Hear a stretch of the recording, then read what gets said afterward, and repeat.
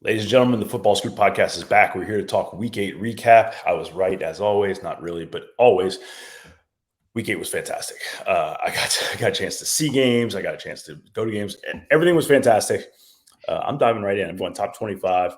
Thursday, Friday were great. I'm talking Saturday. Let's start, gentlemen. Not really sure where I want to start. I'm going to throw you guys a curveball. I'm going to start with Chip Kelly because that's just where I wanted to start. I thought that was going to be a great game. It was a great game for the Ducks, not necessarily for Chip Kelly. Kenny Dillingham was the offensive mastermind of that game. It looked fantastic.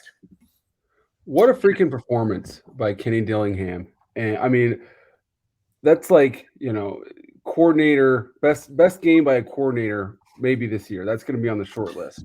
Like they didn't punt the ball or not score until the fourth quarter. Like their second worst drive of the game was a 54-yard field goal drive. After that, it was 6 straight touchdown drives. It's not like UCLA was just busting. They were 8-play drives, 7-play drives, just boom, boom, boom, punch, counterpunch, punch, counterpunch, hook, jab. Just they knew what to expect from UCLA, and they were prepared. And Bo Nix, I mean, that guy, you could write a book about that guy's college career so far. But I mean, he played the game of his life, flawless football, top to bottom from Oregon. Kudos to Kenny Dillingham. Yeah, Kenny Dillingham to me had a game plan and had an offense that executed it in a manner that looked like a guy who could be a head coach much sooner than later. Hey, Arizona State. But Bo Nix did something that I think I saw had not been done since Matt Leinart in like 2004, which was to have a 5-touchdown, 0-turnover performance against a fellow Pac-10 opponent. Now, we could argue that shows that the Pac-10 has rarely had multiple top 10 opponents over the past 18 years, but I don't think we can take away from Bo Nix or say enough about Bo Nix, especially after the way this Oregon team started the season blown out and just didn't look like it belonged in the same division as the University of Georgia at that kickoff game in Atlanta. Undefeated since then and playing really well. And that's absolutely the game of his life for Bo Nix. And that was a convincing wire-to-wire win for the Oregon Ducks. I chuckled for a second in my brain. John said Pac-10, and I was like, well, no, it's not. Oh, well, yeah, it's going to be. Well, okay, whatever. Moving right along. All right, Ole Miss's unis were fantastic. Ole Miss LSU the first half was quite a ball game, and then LSU just dominated. I mean, straight up dominated. I don't know if you guys got a chance to see it, but kudos to Brian Kelly for the job he has done helping that team figure out who they are. I will say perhaps helping Mike Denbrock call the right plays for his offensive group. And boy, they look good. They looked really, really good and got down 17-3 in that game at home, as you know. And then LSU was flat out dominant the rest of the way. This was not something where a series of things went wrong and LSU got back into the game. LSU's just sort of buckled down, found its footing, and then systematically dominated Ole Miss throughout the remainder of that contest. And, now LSU has a thoroughly defeated game at home against Tennessee, and then the narrow loss early in the season to Florida State. I think LSU is a better team than what we realized, and LSU absolutely looked the part yesterday. Yeah, I mean, we mentioned this on Thursday, and I mean, I think this even more so after that performance. But this has been a great season so far for Brian Kelly in my mind. Like, you give him any group of any sort of team, and he's going to get the absolute most out of that team, whatever it is. Like this, I don't think Jaden Daniels is his ideal LSU quarterback, but he's getting the most out of that kid, and he's getting the most out of this LSU team. And I wouldn't be surprised at this point to see this team, that started unranked to end up in the year in the top 10. They still got Bama ahead, but this could be a 9-10 win team by the end of the year. Like they are getting better as the season goes along, which is a great compliment to him. They've got, I think they're bye and then Alabama. So I mean, huge opportunity right in front of them. That's huge. All right, I'm gonna jump us around a little bit. Early morning, Iowa. That first pass, I don't know if you guys got to see it. It was like you're in practice and you tell the quarterback, hey, roll out there and just throw it to the outside linebacker, please. Just throw it right to him. He's just going to stand there, and you're going to throw it right to him. It's the worst play I've ever seen. Now, it almost worked because they then, on the next drive, backed up Ohio State and got, anyway, fumble, touchdown. But Ohio State just manhandled Iowa. That was fun. Moving on.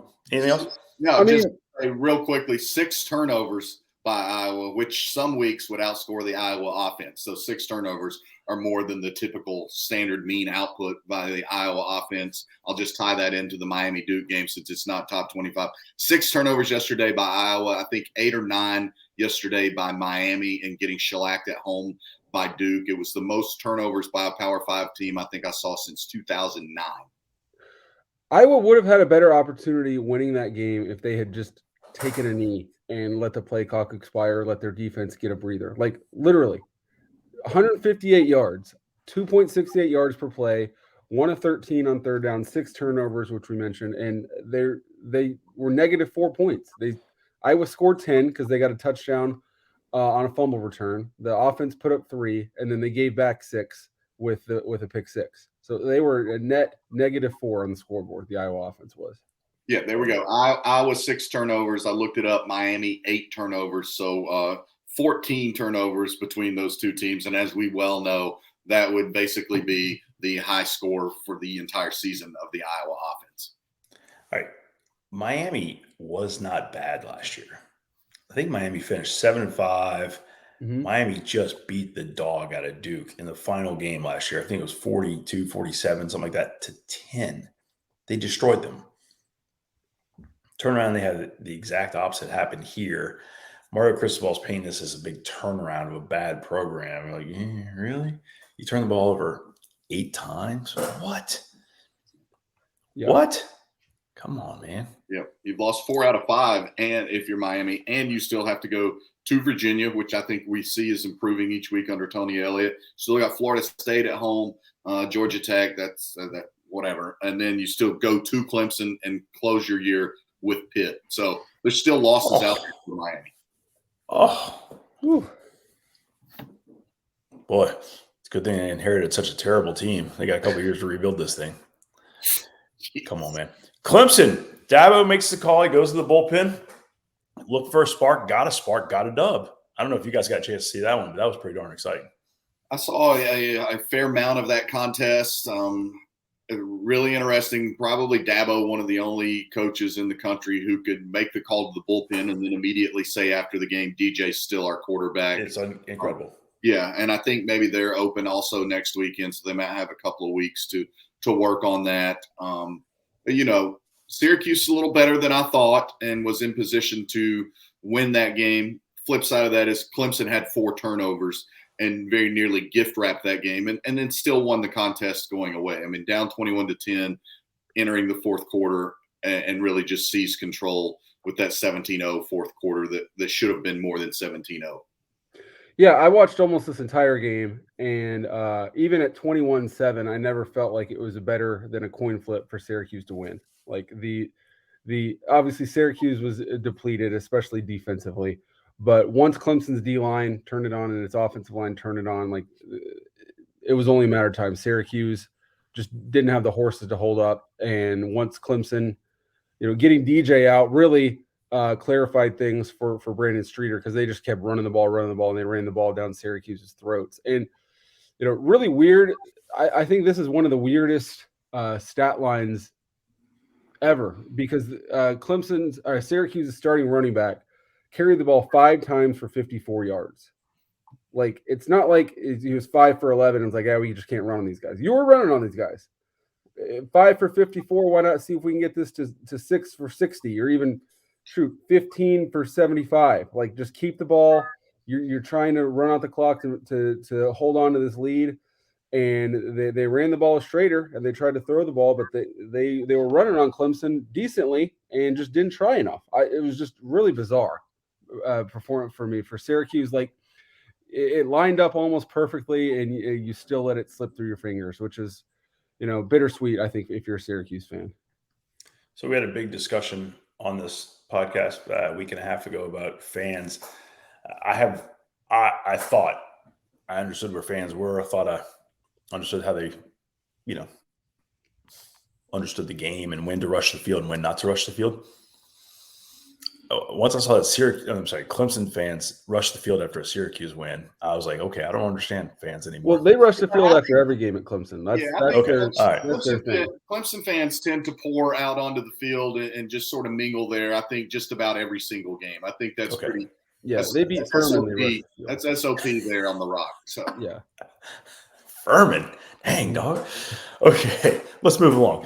TCU hard fought win over Kansas State. Yeah. Down 28-10 and 28-0 run to end the game, reminiscent of last week, and also reminiscent of last week. They benefited from some injury at quarterback on the other side. Adrian Martinez left the game in the first quarter. Will Howard came in, played pretty well. Obviously, he's a guy that was their starter before Martinez came in, but then he left the game at that point, and TCU just had too much momentum. Really good job by TCU. This game turned, that middle eight. TCU dominated that. It was 28-10. They got a score to end the half, and then a score to open the half, and it was 28-24. And at that point, TCU was like, all right, we're winning this game. And it was 31-28. And then their third stringer, Jake Rubley, came in, turned the ball over, had a turnover on downs, and at that point, TCU was just it was ball game at that point. So, disappointing for K-State. They're still very much in the Big 12 title mix. A big K-State Oklahoma State game coming up this week. But TCU looks like right now they look like the team of destiny in the Big 12, considering how healthy they are and how unhealthy their competition has been.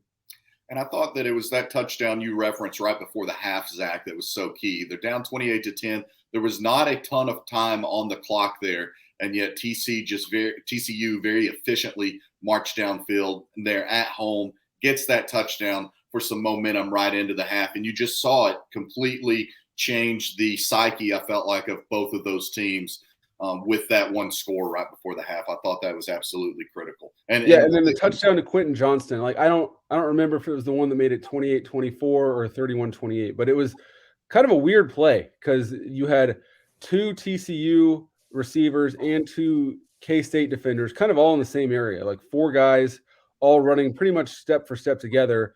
Duggan throws it up to Quentin Johnston, and he comes down with it pretty much untouched and scores. And it's like, if you're going to throw a 50-50 ball into a crowd, that's the guy to throw it to. And it worked out for him, just like everything has so far for TCU. And again, that's a game yesterday that's part of so many runs that defined games yesterday. We talked about Ole Miss, LSU, and the way that after LSU was down 17-3, it uncorks this game-altering run. Clemson down 21-10 at home, uncorks a 17-0 fourth quarter. TCU down 28-10 at home, outscores them 28-0 the rest of the way. There were a number of games like that yesterday where you just see something become a pivot point in the game, and then what the other team that has been trailing just seizes control. All right, give me 1 minute or less on these games. Alabama, Mississippi State, quick thoughts. Just perfunctory performance from Alabama. Nick Saban's going to have to, I think, address the Jermaine Burton situation a little bit more after the fan incident on the field at Neyland Stadium last weekend, which I think ties into what you're talking about, Scott. But just a very perfunctory performance. And look, Mississippi State had a lot on its mind and was overmatched to begin with. Yeah, it was tough weekend for them to play.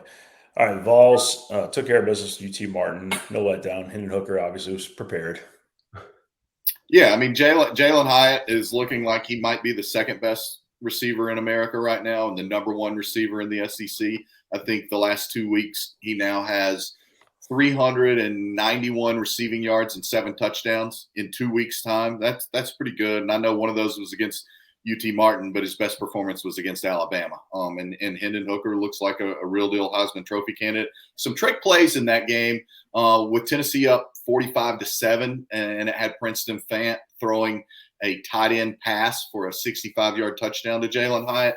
I think I can see a little bit between the lines there that Josh Heupel tried to recruit Ty Simpson, Jason Simpson's son, when he first got the Tennessee job, and Ty Simpson stuck with his Alabama commitment. And I think Jason Simpson bore the brunt of that a little bit yesterday afternoon inside Neyland Stadium. Wow. Watch the post game. Watch the post game handshake. It's about that quick. Yeah, all right. Ooh. Interesting. Texas Longhorns went to Oklahoma State. I think a lot of us thought Texas had a shot to win there. That didn't happen. They had a shot. Go ahead, Zach.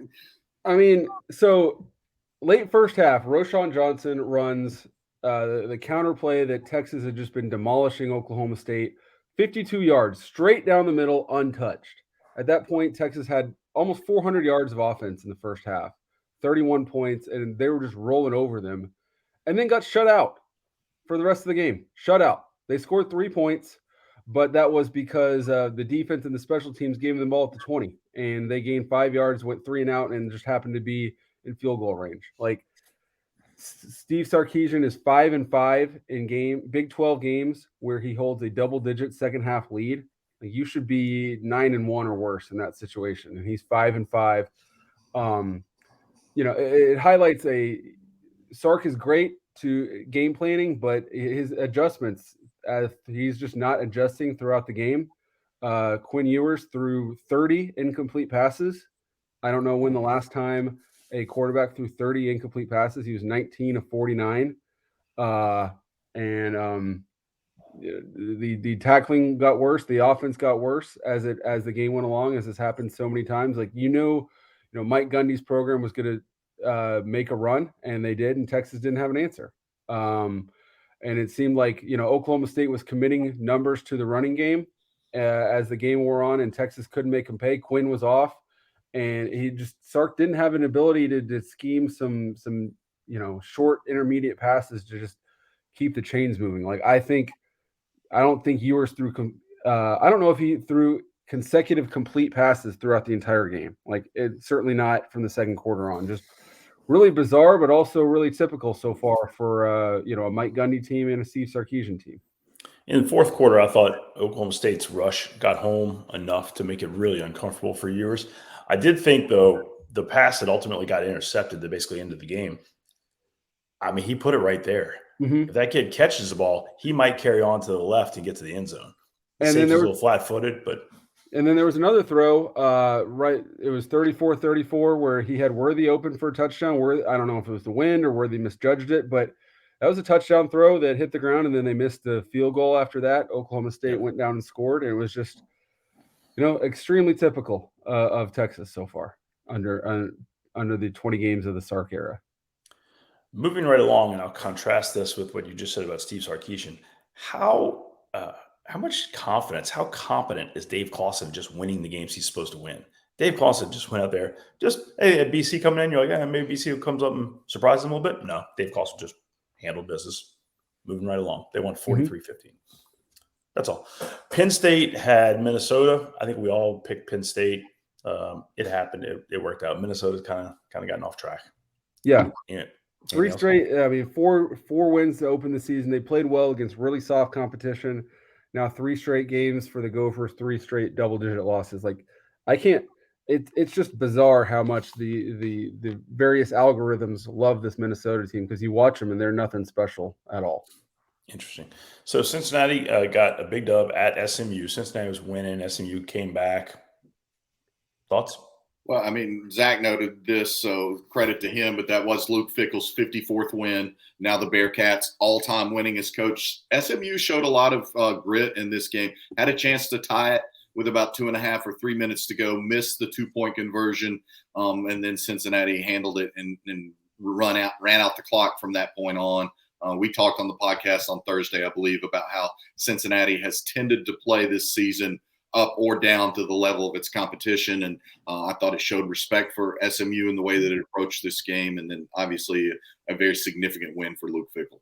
So this will be an ultimate Zach Barnett nugget here. So Cincinnati or UCF set the AAC all-time conference win streak record with 19. Lost it to Cincinnati in 2019. Cincinnati tied UCF's record with that win. They've now won 19 straight AAC games. They can set the record next Saturday at UCF. That's awesome. And not a top 25 game, but this is a perfect segue, so I appreciate you, Zach. UCF, a really bad loss yesterday, run out by East Carolina And if you're a social media fan who especially enjoys social media trolling, please go check out East Carolina athletics and East Carolina football, because they tweeted out some graphics that said, instead of enjoy the Big 12, enjoy the Big L. And it had a big L on the Big 12 flag. It was some really high quality trolling. I mean, that's what the internet was created for. That's fantastic. All right, we're gonna close out the top 25 with the Green Wave. Hullabaloo. Holy smokes, 38-28 over Memphis. Memphis is getting put in a tough spot here, and Memphis is gonna have to put together some wins, or else I'm a little worried about something happening there. Good job, Willie Fritz. 7-1. Yeah, they're up 35-0 at halftime. Memphis fought back and made it a game, but Tulane was never in serious doubt. It's 38-21 before Memphis scored the last touchdown. So, I mean, Tulane, I have them ranked at number 16 team in the country. They won at K-State, which is a quality win. Yep. And now they get Cincinnati, I believe, at home to close the season. So this Tulane team, they could be a New Year's Six team. It's all right out there in front of them. Yeah, and I mean, a Tulane team good enough to beat Kansas State and then have the inexplicable loss to Southern Miss, or we talk about them not only being a New Year's Six team, but what happens if they were one of the only undefeateds left at the end of the year, and if they had beaten a Cincinnati team to cap that, a Cincinnati team that was in the playoffs a year ago. So just wild stuff going on there with Tulane, but really remarkable victory. Scott, you referenced it. Ryan Silverfield and company have to find some wins. Things are getting pretty hot down there, and I don't know that we'll see a more misleading final score all year long, because 38-28 was not indicative of the flat out dominance. I mean, Tulane was dominant. Boy, the Southern Miss one. Yeesh. Oh boy, people will hold that against them, and that's unfortunate. All right, I'm going to run through some other ones. Baylor took care of Kansas. Yeah, it's kind of a similar game to the Tulane game.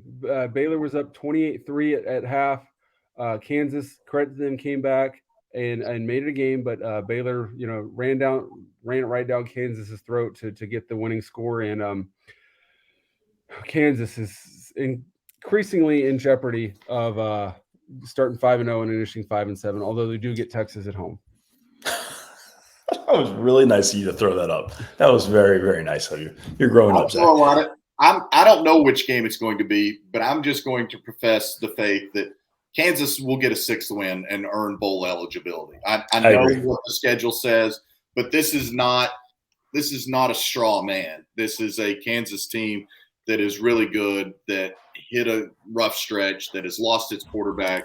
But the way it didn't fold yesterday at Baylor, when Baylor very clearly was geared up for this game and knew it was a critical game for the Bears. And by the way, continuing the random cornucopia of items on this podcast today would be, did any of you guys see the Baylor Bears entering their field yesterday as part of like their pregame walk? So they're in suits, and you see the coaches and the support staff and the analysts lining up on the sideline using practice field pads to absolutely bludgeon these guys and get them fired up as they're walking onto the field in their suits. I have never heard of that. I know, me either. It was a pretty remarkable scene. I'm talking like the big arm pads that you use when you're trying to make a receiver fight off contact, when you're working on fumble drills. These guys were using those to get the Baylor players fired up, entering the stadium in their suits. Wow. All right. I'm going to need to see video of that. Yeah, I'd like to be in that meeting where hey guys, here's what we do to get a hot start. That's awesome though, by the way. Good nugget there. Nice work, JB. All right, we talked about it earlier. I'm going to say it again. Duke beat Miami 45-21. Last year, Miami basically did the opposite of Duke. Buffalo, how about that? We all picked Buffalo, right? I mean, I know I did. I believe I did. I don't know. I'm scared to look. That's all I really know is I did. Buffalo. Over Toledo? Yes.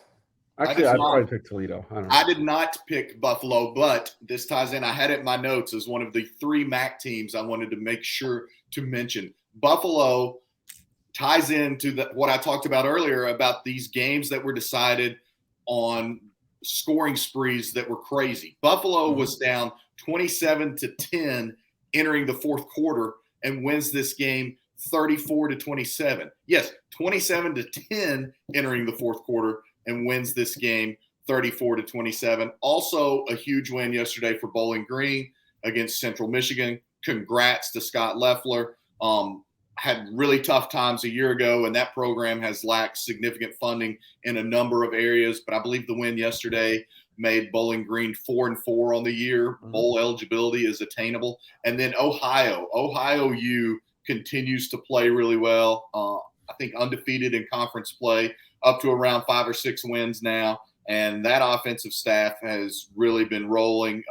Brian Smith, part of that Washington State offense, has made a huge difference for the Bobcats, and they've got a third-year starting quarterback. So that concludes the MAC portion of today's program. Maybe. Texas Tech handled West Virginia in a big way. I'm moving on. Rice got their 4th win of the year. Good job, Mike Bloomgren. That's pretty awesome for those guys in OT over La Tech. Liberty had, we talked about BYU lost to the Catholics. Now they had the Evangelicals. Just an incredible write-up, Zach. Liberty, big win over BYU. Any thoughts on that one real quick? Real quick, BYU was up 14-3 in the first quarter. Look at that final score, 41-14. Hugh Freeze is 1 point, a 1-point loss at Wake Forest away from being undefeated. And also, I think, would be in that conversation for a Group of 6 bowl. And I'm a believer that Hugh Freeze deserves a Power 5 head coaching opportunity again. And what he's doing this year after what he lost off of last year's team, including his quarterback to the NFL, is pretty freaking remarkable.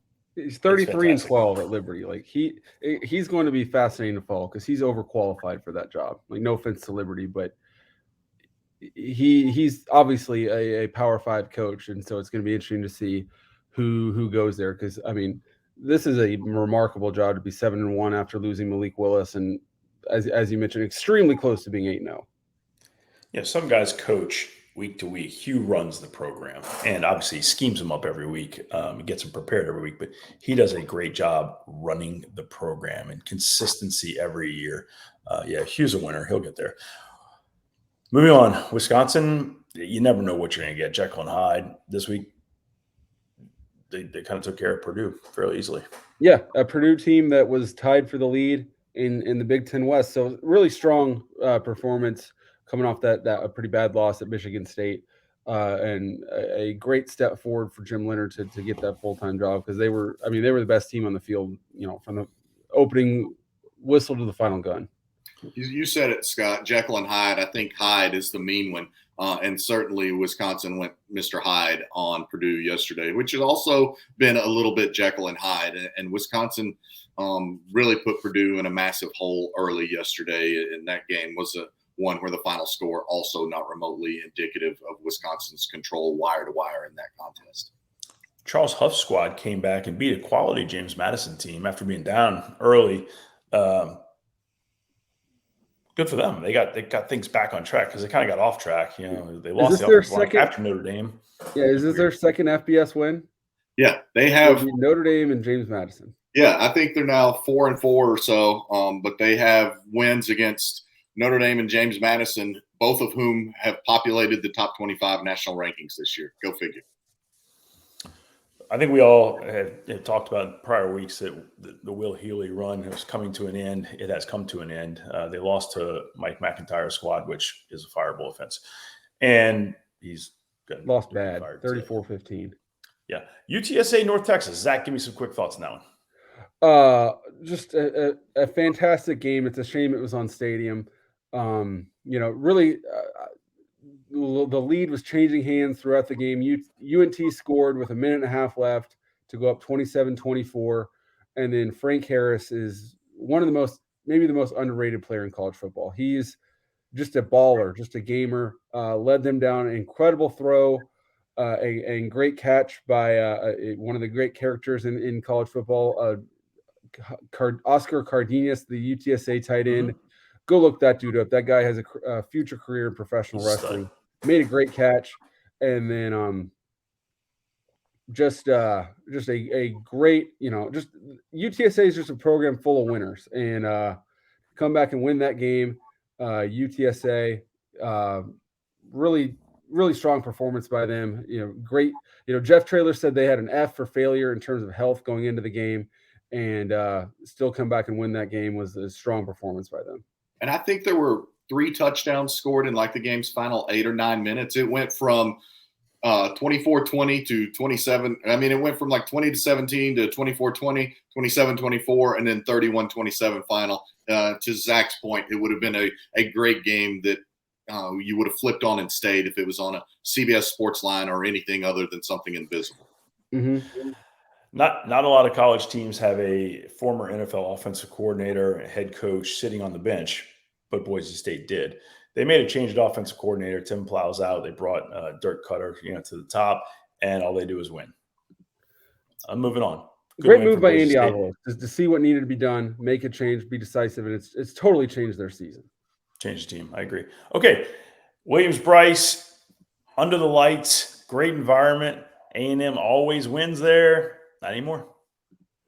Shane Beamer and the Gamecocks, 4 wins in a row. Would not be surprised to see them hovering around the top 25 as this day goes on and the rankings come out. In that 4-game winning streak, a couple of easy ones. I think Charlotte, one of those victims. But a win at Kentucky, and I know Kentucky didn't have Will Levis, but it still had its starting defense and Chris Rodriguez.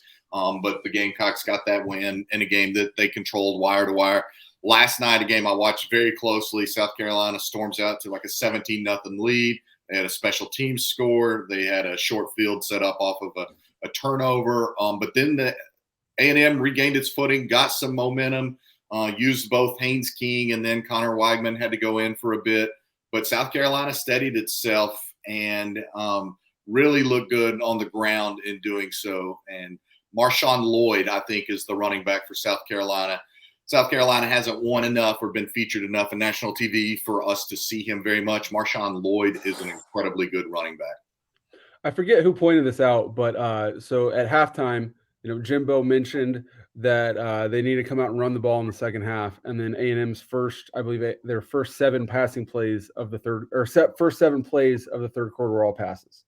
So, just kind of indicative of A&M's season and lack of direction on that side of the ball.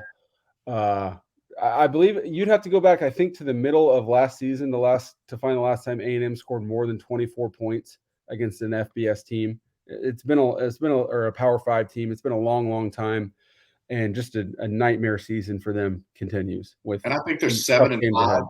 I think 7-5 in their last 12 SEC games. And to your point about the passes coming out of halftime, clearly Zach, he was counting on the South Carolina defensive coaching staff using his halftime interview as a scouting report. So strategery.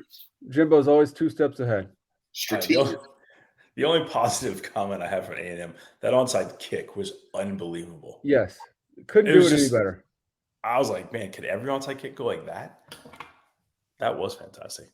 Moving right along, Scott Satterfield's squad, fourth quarter. I mean, they fourth quarter Pat Narduzzi. Yeah, and Pitt is really, really bad on offense right now, whether they're healthy at quarterback or not. Pitt on the plus side of the field, driving to try to tie the game at 17-all, and I guess that was Keaton Slovis. No awareness for the pressure coming off the edge, gets crushed, turns into a scoop and score, and that's your ball game. So you go from at the 40-yard line going in for a game-tying score with 3.5-4 minutes left to just being completely oblivious to the rush, and that was the ball game. And Louisville stacking wins in what we all know is a season that Scott Satterfield has to stack enough wins. They had to have that one. I mean, here's their closing schedule: Wake, James Madison, at Clemson, NC State, at Kentucky. Now, NC State's without Devin Leary. They probably beat James Madison, but that's not a guarantee. So they're maybe the toughest closing finish of anyone in college football. I didn't get to see any of Washington Cal. I did. What you got? Michael Penix looked really good and made some great plays, and Washington just took control in the second half. And I thought the difference was, again, the Washington offense. And Cal has some really nice players, does not have enough depth, and does not have enough offensive identity. Washington had that game won. It was 28-14, and they were in complete control. Cal got a fourth quarter touchdown with 5 or 6 minutes left. but you never felt like once Washington created separation that it would lose that game. Also, Marshawn Lynch was there and dropped an MF bomb on ESPN Live, and got to ride around in one of those. I guess not one of those gators or whatever you call them on the field. Although they didn't let him drive it, but they did drive him around on it. Very good move, not letting him drive. Wow. He went beast mode on the broadcast. All right. That's awesome. Let's find some video of that. All right. FCS. Jackson State had a big dub. I don't know if anybody got to see any of it, but they got the big dub. I watched it on Gamecast, which is not the same, but a great game for FCS football and a great game for those two programs. Campbell had the lead for a long time, 7-3. Did a great job with its red zone defense and forcing Jackson State to try a bunch of field goals. I think that Dion would probably tell us that Shedeur got a little frustrated yesterday. It's the most that anybody has bottled up the Jackson State offense this year when it hasn't been self-inflicted, and forced Jackson State to kick 3 field goals. But Jackson State did kick those 3 field goals from the freshman kicker Mata, took a 9-7 lead, eventually went up 22-7. Campbell got a late touchdown, but had some miscues on a 4th down, on a missed punt, just some things like that. A really good game. But Jackson State let the dogs out. The dogs out. All right. Any other closing thoughts on week 8? Yeah, I just lost my score sheet here. I mentioned train of thought. I understand. Yeah, I mentioned that too. I mentioned the 3 wins for those MAC teams that I thought were really significant. A big time win for Samford yesterday. They scored 55 points in a 55-45 win at ETSU. Those were a couple of the games that I was looking at. Montana, Sacramento State was another game I got to watch a great bit of late last night, and it was really good. It was really good football, really compelling football. Montana in control almost throughout. Sacramento State finds a way to win that game 31-24 in overtime. Sacramento State remains undefeated. They were number 3 in the country in the FCS top 25, and they're legit. Also, shout out to Troy. Shout out to Troy. Big win Thursday night, going to Mobile, beating South Alabama in a 10-6 barn burner. Big win for John Sumrall and the Trojans. Sumrall's team just fought and fought and fought and fought and fought. I thought it was fantastic. I was exceptionally impressed with Sumrall's 40 speed. At the hint of the game being over, dropped the headsets, and my man was at the handshake in a second. It was incredible. I was very impressed. 2 hard-fought, well-coached teams there. I'm looking ahead real quick to week 9. We got some stuff, gentlemen. We got some stuff. So we got Notre Dame, Syracuse is going to be a fun football game. We got Michigan State is always something. Kentucky, Tennessee at Neyland. What else we got? Ohio State, Penn State. We got Florida, Georgia. Let's go, baby. Come on. That Kentucky-Tennessee game is a night game. I think that Tennessee is going with its dark mode uniforms and doing a black and orange checker Neyland for the holiday weekend. My final game of this weekend, FCS level again, Montana State, Weber State. Weber State was undefeated going into that game at 6-0. Montana State was 6-1. Montana State wins 43-38. Okay, a nice 5-point win, right? Montana State wins 43-38 because Weber State committed 4 safeties. The deep snapper got in his head a little bit. 4 snaps, bad on punts. 4 safeties in the game. Montana State wins by 5 after getting 4 safeties. Oh, my gosh. Oh, no. Oh, dude. I mean, I guess at that point, you probably don't have anyone else. You feel like you can deep snap. Like, do you not have a second team deep snapper after 2 safeties? Like, you got a quarterback that you can put under there and just throw the ball back between his legs. Golly. Oh, jeez. A team safety in the first, second, and third quarters. So there was consistency there. The second quarter had 2 of the safeties, but a safety in each of the first 3 quarters. College football is fantastic. It brings the highs and the lows. We got to write more about that one. That's incredible. Zach Barnett, if you write the week 9 is not going to be good as week 7, I can't even have it anymore. Week 9 is going to be the best week. I said it wasn't going to be. Week 9 is going to be the best week. I'm just telling you. And week 10 will be better. That's how it works. College football is the best. For the Football Scoop staff, we appreciate everybody's time. Y'all go have a great week.